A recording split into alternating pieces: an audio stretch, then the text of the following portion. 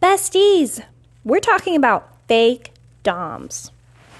And the thing is that this is a really big topic. And I, have honestly started this more than a few times. I think I've already recorded 30 minutes on this episode and just decided, let's just scrap it and record it when I'm hungry, because that'll force me to get to the root of it and to the core of this issue.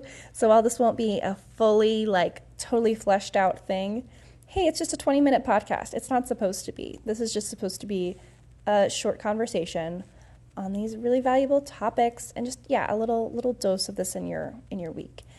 Because, kink doesn't have to be this big dissertation every time, okay?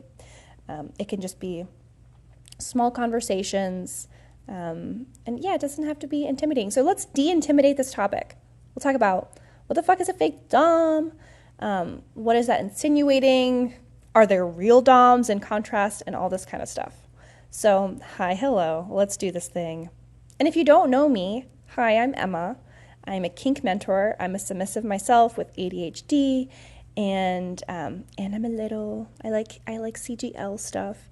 And you can actually work with me one-on-one. It's very cool, but this podcast is just my way of making these topics and these conversations with me accessible whenever folks do submit questions to me. So what's a fake dom? If you've been in the kink community at all, especially if you are a submissive, I think you're going to run into this topic a lot.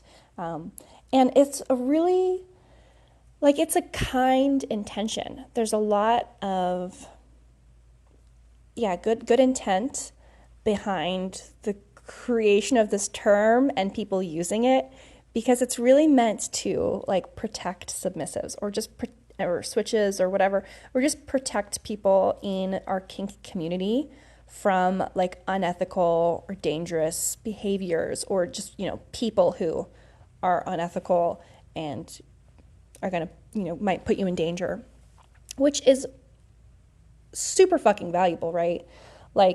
Undoubtedly we want kinky people to be safe and good, and we want everyone to be good and cared for. But I think there's a different way to do it, and I think we need to talk about this term a little bit more. I think it's actually a little bit problematic. So, gotta shift in my seat. The danger of using the fake dom term, and this comes from the perspective of someone who has ADHD and is very prone to rejection sensitivity, and also who, has worked with, some people who are scared of being a fake dom. And where I see the danger of using this term is also in some of the intention behind it. Because some of the intention of using the fake dom term is to, protect our community and keep it safe and clear and good, how the term fake dom does that is by othering and rejecting and shutting out people who are, behaving in these unethical or dangerous or abusive ways. And I want to be very, very, very clear that I think that's, in a lot of ways, I think that's the right move, is to, obviously we don't want to be spending time around abusers. I'll be the first one to tell you that, hey, if I'm not into something, I just will not spend time around it. I'm not going to spend my time trying to train or change people. I'm just going to adjust my circumstances accordingly so that I am not around this behavior that I don't want to be around. And I advocate for folks doing the same for themselves. The danger with using the term fake dom, though, is that a lot of people are so scared of being rejected by it that sometimes you'll find folks who will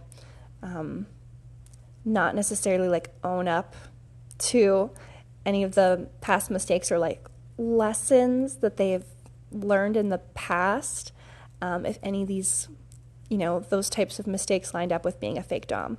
because they're scared of being rejected from their community.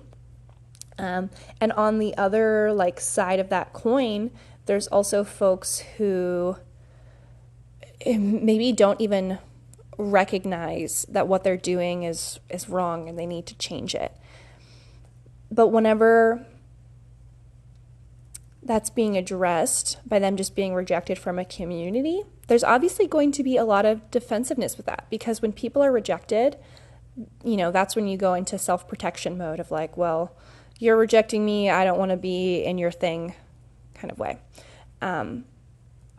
And that's really tricky because we're not really inspiring or cultivating or being part of a community that allows for growth and change whenever our knee-jerk reaction is just like, well, you're done, first strike, you're out, you're a fake dom now, you're not one of us. And it's really tricky. And obviously this is not a black and white topic. And that's part of the reason why I want to address this, is that the term fake dom often does come with a lot of like, black and white type of lists and classifications. Because if you look up this term fake dom anywhere, someone's going to give you a totally different answer of what this is. And they're usually going to give you a list of traits that are like, okay, a fake dom does X, Y, Z, X, Y, Z, and a real dom, would do these opposite things by contrast. But the thing is that we are human beings, and not only are we going to make mistakes, but also people are going to behave in a different way and have different, desires.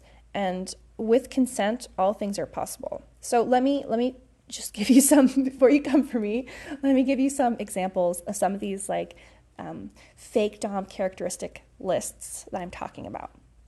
So a quick search on Reddit, you Google the term fake dom, you're going to get someone who comments, well, the difference between, what makes someone a fake dom is that they enjoy hurting someone.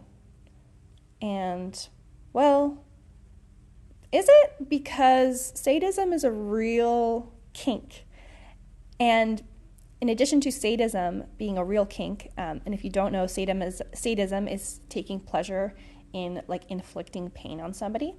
So there are people who that is their interest, that's their kink, is sadism. And there are also people in this world who their kink and interest is masochism, which is someone who enjoys and takes pleasure from receiving certain types of pain. So there's not anything inherently wrong with someone, being a sadist who does enjoy and take pleasure in inflicting pain, if they're doing it with someone who's consenting and they're doing it in a safe and good way, and this, the person that they're participating with is into this thing too. Where it's wrong is whenever, they're not practicing consent, they're not communicating clearly, all that kind of stuff where you're putting someone in a situation that they don't want to be in.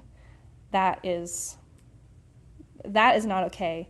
But being a sadist, like enjoying inflicting pain, I think that is okay. And if you are a sadist, like, while I'm not a sadist, I'm not even a masochist, I see you and want you to be a part of this community, and like, I think it's, just so wrong that, you might be judged or rejected or perceived that way for having this desire.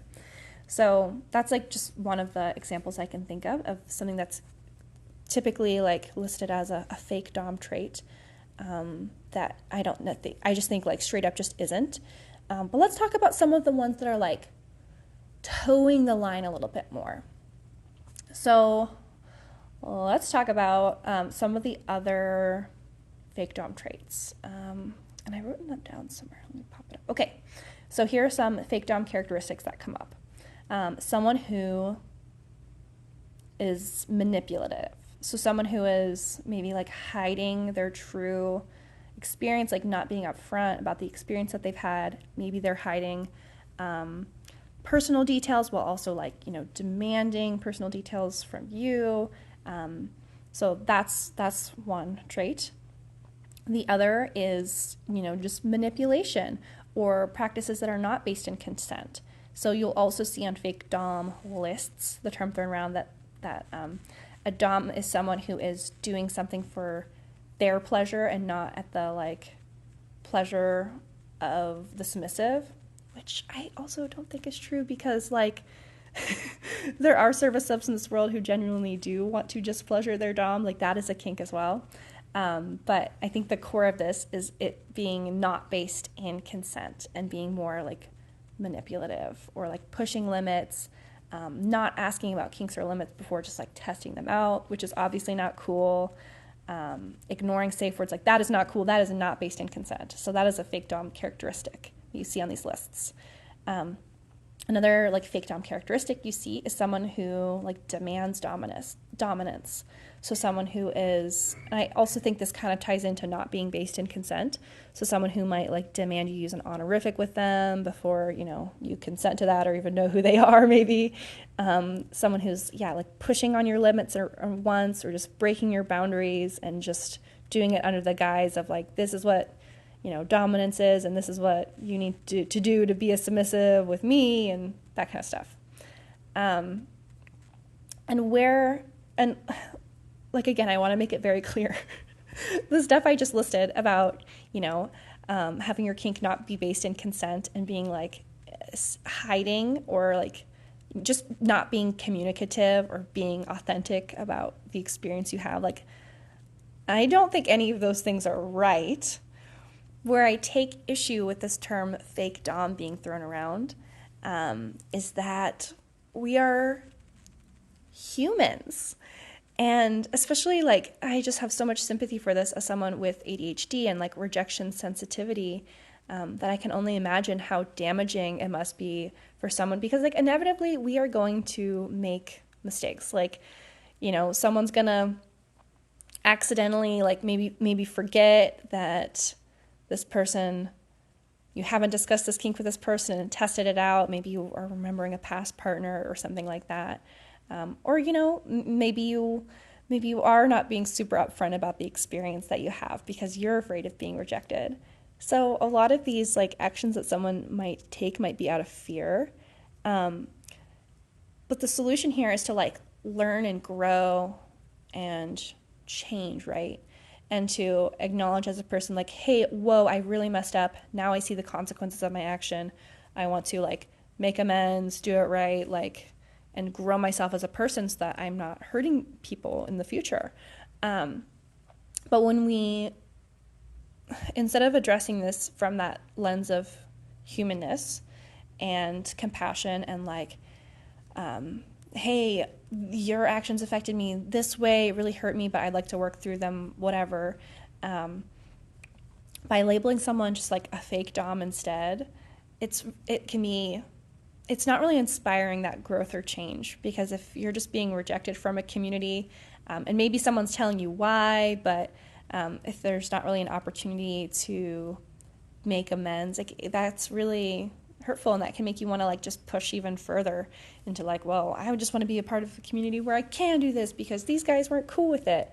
And that's not what we want. That's not what any of us wants. So that's where this, I think, intention starts to go a little wrong, is that like we're using this term to protect our community, but in like protecting just your own local community and just shutting this person like out and away from just yours, well, that person's just going to go somewhere else, and they're going to go find that person who's like isolated and not in community and test it out with them. And while you can like try to spread this message far and wide of like, this person's wrong, these behaviors are wrong, I just think that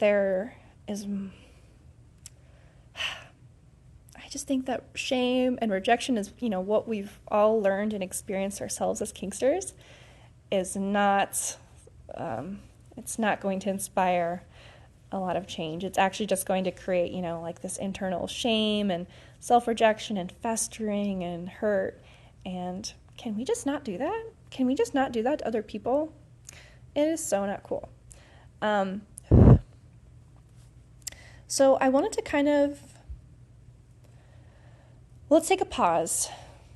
Let this sink in a little bit. And we're going to come back and we're going to talk about the terms I think we can use instead, and like just a slightly different course of action that I think would more aligned with this intention of using this term by like protecting our community. So let's take a little pause, come back and talk about it. Yo, we're back. Okay, fake doms, real doms. Whew. This is a really big one. I know I just said I was trying to keep it short, but this is big. So acknowledging that while a lot of those traits on those fake dom lists are things that are wrong and need to change in our community, and it's a very valiant effort to want to protect our community from people who are doing these behaviors, there's also some misguidance there, right? Where a lot of those traits on those lists aren't necessarily things that are wrong if you're doing it the right way, which I think can be confusing for people and, cause some defensiveness. So what should we do instead? I think we need to start labeling the behaviors individually that are wrong and need to change and are hurting people rather than labeling people. So when you're labeling someone directly as you are a fake dom, you are not who you say you are. But I'm sure that's not how they feel. I'm sure they feel well, no, of course I'm a dom. I'm trying to do this thing. I'm trying to learn. Why are you othering me? It is othering them, and it is putting the blame on them as a human being. And I do believe that people are inherently good. And let's just say that even if you don't believe that, even if you do think there are really truly evil people in this world, there's still a lot of danger in accidentally throwing that term on the wrong person, I think. And there's a lot of also fear in the kink community, from doms who, again, might hide some of their mess ups because they're worried to be portrayed or labeled this way and have it fuck up their whole thing. And on the other side of that coin, just as easily as someone who can, hide their behaviors because they don't want to be labeled this way, there's also this, because this is a community and because we're humans and build these really strong personal connections with members of the community, just because of the nature of these are physical, intimate things, what happens frequently is people want to protect people who are behaving inappropriately, people who maybe are repetitively, slipping up in consent, or people who are repetitively hiding or demanding or just not truthful from the get-go. We want to there's this tendency to protect people and say no, they're not a fake dom because they do X, Y, and Z. And by putting it on this black and white list of well, if you're a fake dom, you do any of these things, and if you're a real dom, you don't do any of those things. By making it this black and white, it can call a lot of things into into question. And there's a lot of fear about being labeled this way because the design of this label is to other someone, right? And to exclude them and to say hey, this one person's really not part of our thing. We do not accept them. We think they're even making it up. It's kind of the implication there. So what we can do instead is just address the behaviors individually. So if someone is not basing their kink practice in consent, let's look at example. If someone is continuing to ignore safe words, let's address that directly of, hey, I've set this safe word with you. I know that, last night someone else set the safe word with you. And both times whenever we used them, you did this thing. That is the conversation that should be happening. And I think in a lot of spaces, these conversations are happening. But on the internet, it's just easier to use this term of fake dom. And I get that too, especially because, I'm on Instagram myself. I know there's only so much context you can put into a video. I get it, and I don't fault creators who do use this term.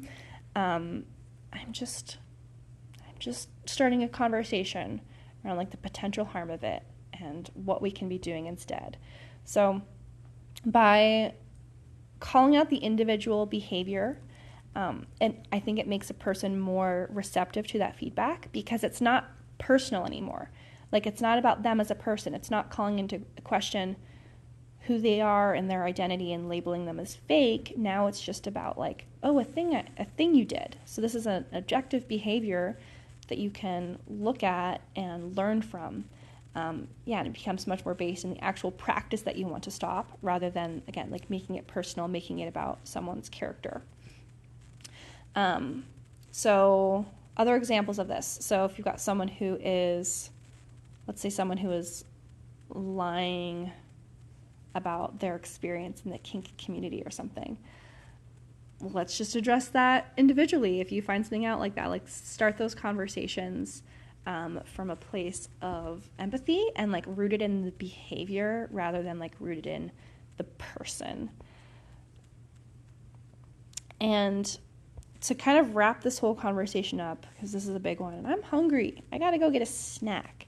I just wanted to share, and like, by being conscious of the language that we're using and by making these shifts, we're really like changing the conversation from like this real versus fake, black and white dichotomy that isn't real, because, you know, there's complexity in humans, we all behave different ways, into a conversation about like communication, like direct communication and consent, which isn't that what the kink community is all about? So I just want to leave that in your head. Let her stew. Let me know what you think. And I just also want to wrap this conversation up with like, hey, no human is fake. We are all learning. We are all like a work in progress. And I also think it's okay to other someone from your community if you've had these direct conversations, address specific behaviors, set boundaries around them. They've, you know, crossed boundaries. This person does not need to be in your circle anymore, you know, and you get to choose how many strikes there are. If it's strike one and they're done, like that is your choice, and you absolutely, I think, you know, can do that, and I would empower you to. Again, this is just like challenging that language of the fake dom and making it about the person and our character, and again, making it more about like these behaviors and just, you know, changing the conversation. There is one more final thought I had. And this is about how this can impact the submissive, and how subs, especially who are newer to this space, are a little bit more susceptible to these, you know, these, like, let's say, quote unquote fake dom characteristics of someone who's like demanding that you skip out on consent, or like hiding information from you and making it seem like that's an okay thing to do and you shouldn't be questioning about them. By, you know, a sub who is fearful of acting wrong, or just like behaving, or has this desire to prove themselves, is also less likely to actually do those things and have those conversations and get that change that they want when they're just going onto, you know, like a Reddit forum and just seeing the term fake dom and learning that kink is just about being with the right people, and the right people can do no harm, and anyone who does any harm at all is automatically fake and not part of this. And you know, what message is that sending to our submissives as well, who like may also make these same mistakes? Like, because submissives can also, you know, hide the amount of experience that they have. They can not be communicative about their boundaries. Submissives can also like push limits. Submissives can also demand, like make demands that aren't based in consent or communication. So let's change this conversation. I would love to hear your thoughts. Find me over on Instagram, or send me an email, or review the podcast as well. Would love that. Push us to more amazing kinky people. And we will chat so soon, my friends. Bye.